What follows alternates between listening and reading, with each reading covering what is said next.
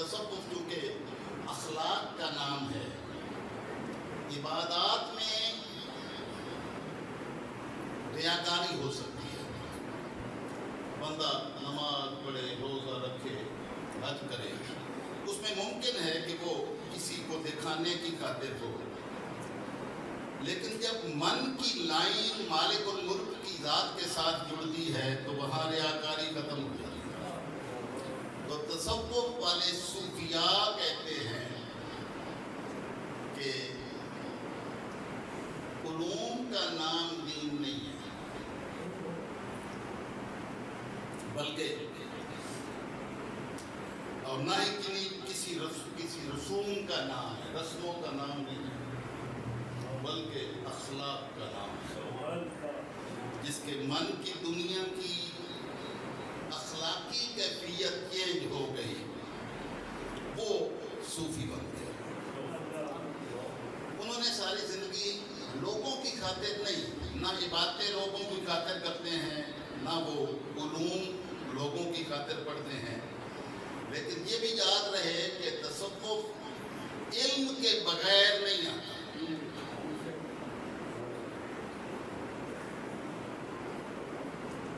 المعبد بلا فکر کالحمار فی الطاحونۃ۔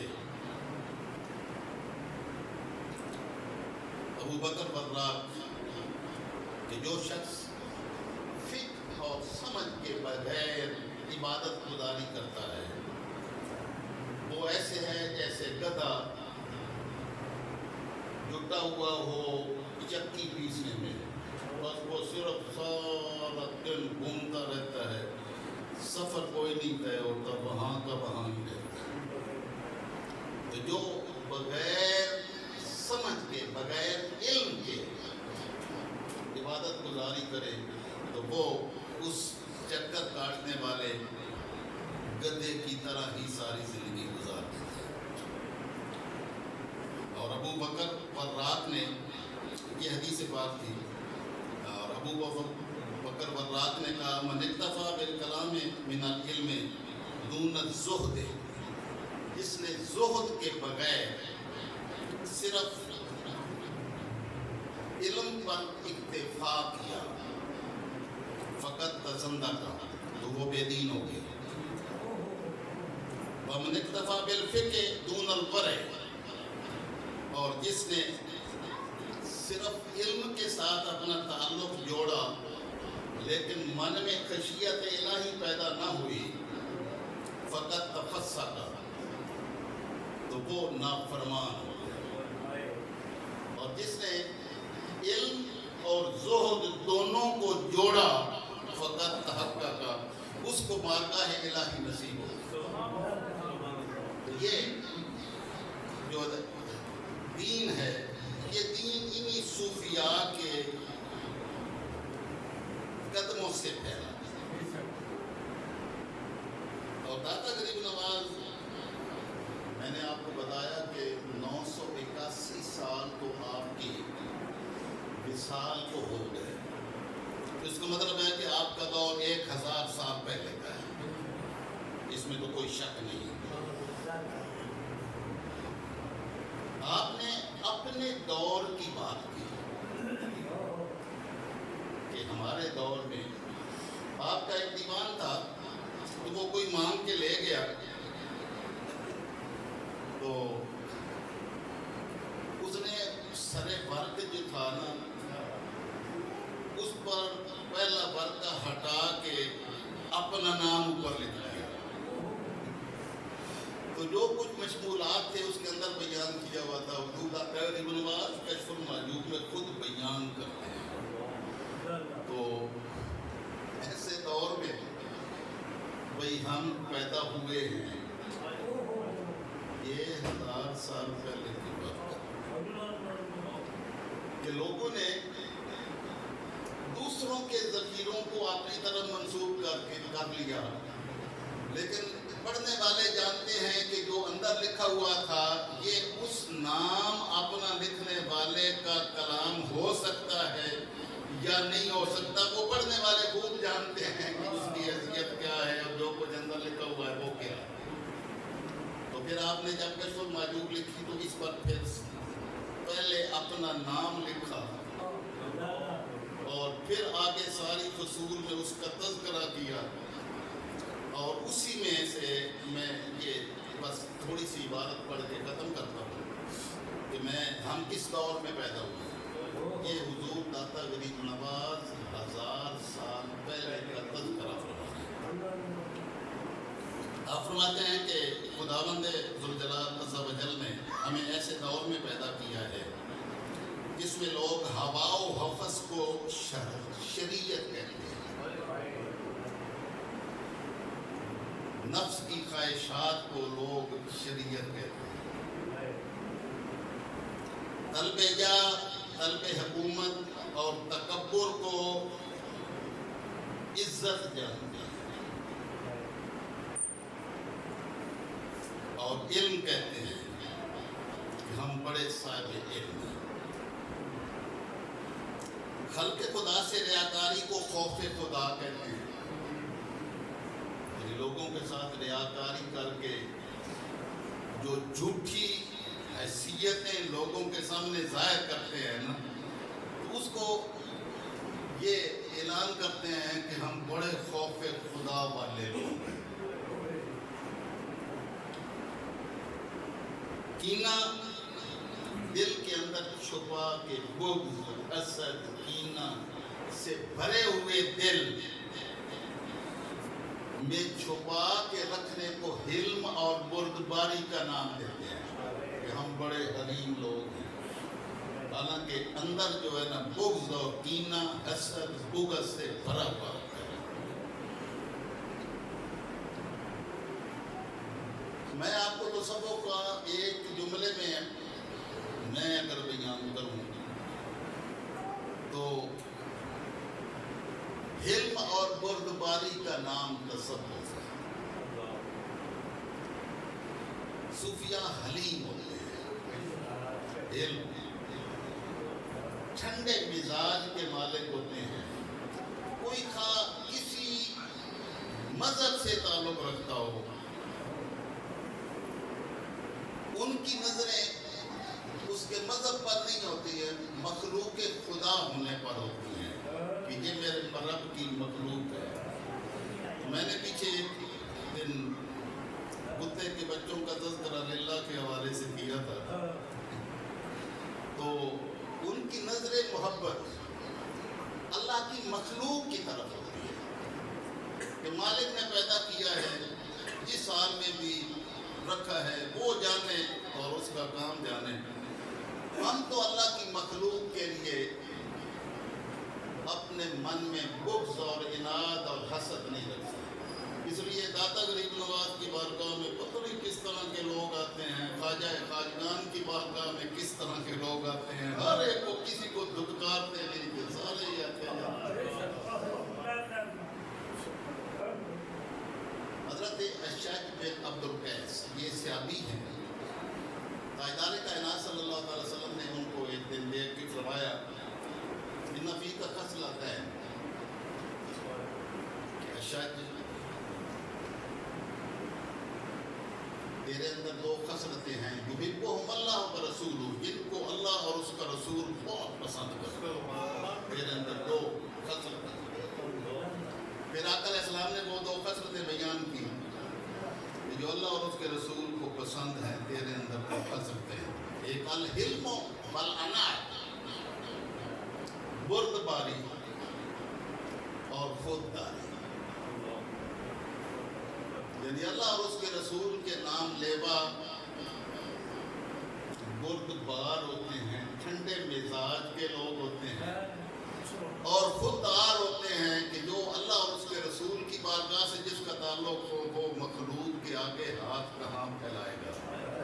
آج دین کا نام لینے والے اور تصوف کا نام لینے والے کی نظریں لوگوں کی جیبوں پر ہوتی ہیں، جن کی نظریں اللہ اور اس کے رسول کے در اقدس پر ہوں وہ لوگوں کی جیبوں کو کیوں دیکھیں۔ میں نے حضرت عاصم بن عبداللہ بن عمر بن خطاب کا تذکرہ کیا تھا، کہ جب مروان نے ان کو کہا کہ مانگے کیا مانگتے ہیں، انہوں نے کہا کہ کیا دے سکتے ہیں؟ انہوں نے کہا جو مانگے دے گا۔ آپ نے فرمایا آخرت دے سکتے ہو؟ انہوں نے کہا کہ آخرت کا تمہارے دائرے اختیار سے باہر ہے، دنیا میں سے کوئی جو چیز مانگنا چاہتے ہیں مانگے دوں گا۔ آپ نے فرمایا کہ یہ دنیا تو میں نے مالک اور ملک شہنشاہوں کے شہنشاہ سے کبھی نہیں مانگی، تم سے میں دنیا مانگوں گا، یہ کیسے ممکن ہے؟ اس کو تصوف کہتے ہیں، اس کو ایمان کا کمال کہتے ہیں، اس کو احسان کہتے ہیں۔ یہ محسنین ہوتے ہیں، یہ متقین ہوتے ہیں۔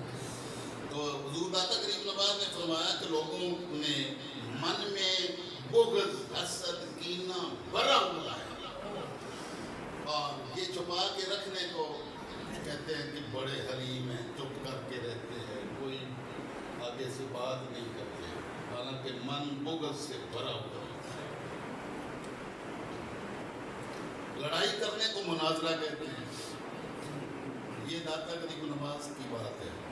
یہ میں نے آپ کو صرف ایک پیرا میں نے زبانی نہیں کہا، میں نے کہا میں کتاب سے دیکھ کے پڑھ کے سناؤں گا۔ لڑائی کرنے کو مناظرہ کہتے ہیں، جنگ اور حماقت کو عظمت کہتے ہیں، منافقت کو زہد کہتے ہیں، یعنی اندر اور ہے اوپر سے اور کچھ زائد کیا ہے۔ ہوس کو سلوک کہتے ہیں،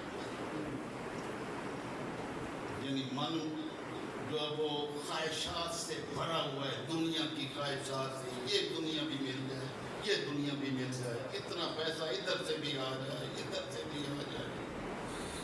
تو ساتھ ظاہر کرتے ہیں کہ یہ سلوک ہے، یعنی تصوف ہے۔ اذیان طبع کو معرفت دل کہتے ہیں،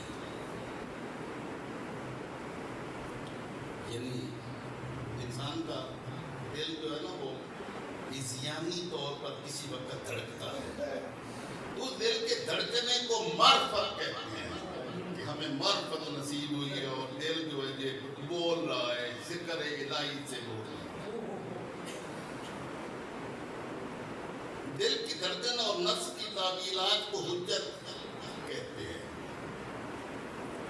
الہاد کو فقر کہتے ہیں، بے دینی کو فقر کہتے ہیں کہ ہم فقیر لوگ ہیں، نمازیں ہماری مدینہ طیبہ اور مکہ مکرمہ میں ہوتی ہیں، یہاں نہیں پڑھتے۔ تو شریعت کے بغیر شیطنت ہے۔ جو شریعت کا تابع اور آقا علیہ السلام کی سیرت طیبہ کو اپناتا نہیں ہے، اور وہ کہتا ہے کہ میں فقیر ہوں، فقر میں ہوں، تو کبھی اگر مرید یہ کہہ دے نا جی کہ آپ کی تو نمازیں مکہ اور مدینہ میں ہوتی ہیں، تو وہاں سے ناشتہ اور کھانا بھی کھاتے ہیں نا، وہاں بڑے لنگر لگے ہوتے ہیں، تو آج ادھر ہمارے گھر میں تو کچھ نہیں پکے گا، کیونکہ آپ کو تو مدینہ طیبہ کی خیرات نصیب ہے، تو ناشتہ بھی وہاں سے کر لینا، تو سارا فقر ضائع ہو گیا۔ حضور داتا غریب نواز فرماتے ہیں کہ الہاد کو یعنی بے دینی کو فقر کہتے ہیں، جہود و انکار کو تزکیہ نفس کہتے ہیں۔ من جو ہے نا وہ اللہ کے دین سے انکار کر رہا ہوتا ہے، اور شریعت کے منکر ہوتے ہیں، شریعت کا انکار کرنے والے ہوتے ہیں، تو کہتے ہیں کہ یہ ہم نے تزکیہ نفس کیا۔ زندقہ اور بے دینی کو فنا فی اللہ کہتے ہیں، بے دینی اختیار کرنے کو کہتے ہیں کہ ہم تو اللہ میں فنا ہو گئے ہیں، یعنی فنا کا معنی یہ سمجھا ہے کہ بے دینی اختیار کر لی جائے۔ حضور نبی اکرم صلی اللہ علیہ وسلم کی شریعت کو چھوڑ دینے کو طریقت کہتے ہیں،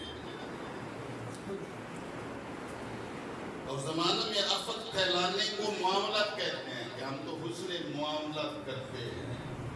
حالانکہ وہ شریعت کو ترک کر کے بے دینی کو پھیلا رہے ہوتے ہیں، یہاں تک کہ ارباب حقیقت مغلوب ہو کر رہ جاتے ہیں اور وہ ہر طرف چھا گئے۔ یہ داتا غریب نواز 1000 سال پہلے کی بات کر رہے ہیں کہ یہ ہمارے دور کے احوال ہیں۔ اگر اس دور کے احوال داتا صاحب نے یہ بیان کیے ہیں، اگر آپ کی تشریف آوری اس ہمارے دور میں ہوتی تو پھر دین کا کہاں کوئی نام ہوتا۔ آج بے دینی انتہا پہ ہے۔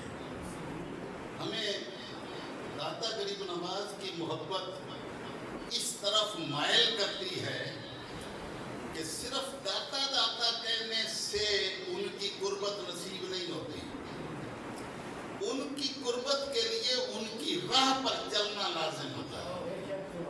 تو جو جتنا ان کے قریب ہونا چاہے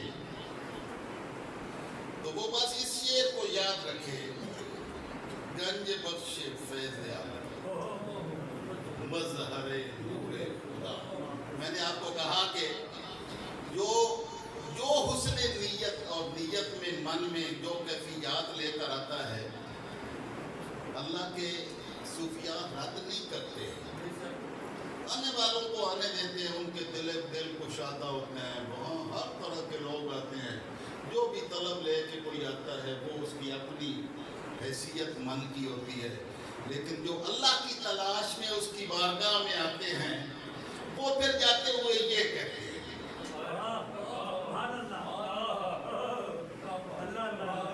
جو طلب لے کے آتے ہیں نا اور 40 دن یہاں گزارتے ہیں تو وہاں سے اٹھتے ہوئے کہتے ہیں گنج بخش۔ نعرہ تکبیر، نعرہ رسالت، خزانے بانٹنے والا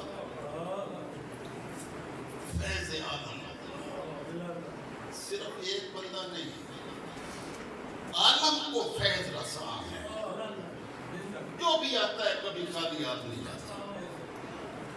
مظہر نور خدا، اللہ کے نور کو کسی نے دیکھنا ہو تو ان کی چوکھٹ پر پھیلے ہوئے نور کو دیکھ لیں۔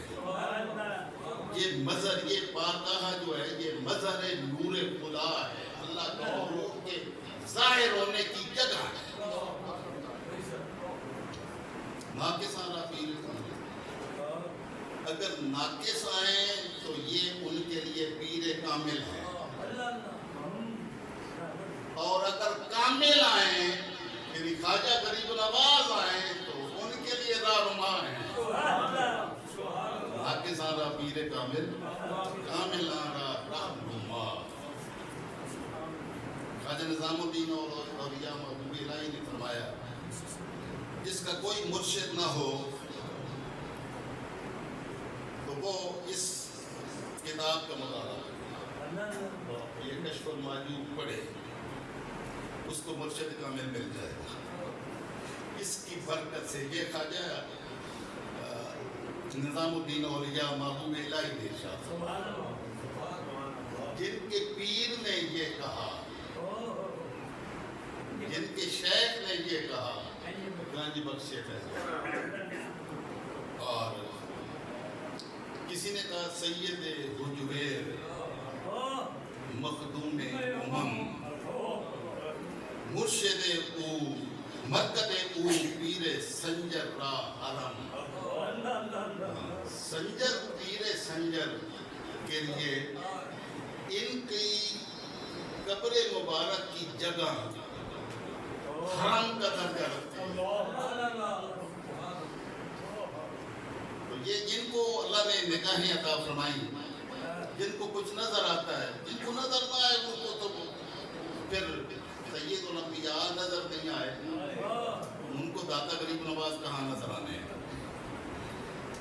ایسے نظریں تھے ہی نا جن کو تاجدار کائنات صلی اللہ علیہ وسلم نظر نہیں آئے، نہیں نہ آئے، کئیوں کو نظر نہیں آئی، تو داتا غریب نواز کہاں نظر آئیں گے؟ تو بس اس کے لیے نظر چاہیے،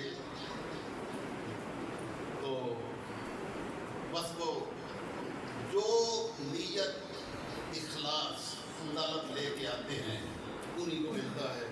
جن کی طلب صادق نہ ہو وہ محروم رہتے ہیں.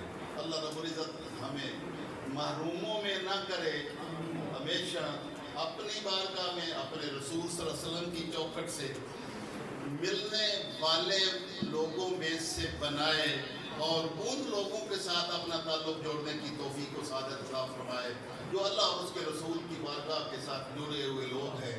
وما علینا الا البلاغ.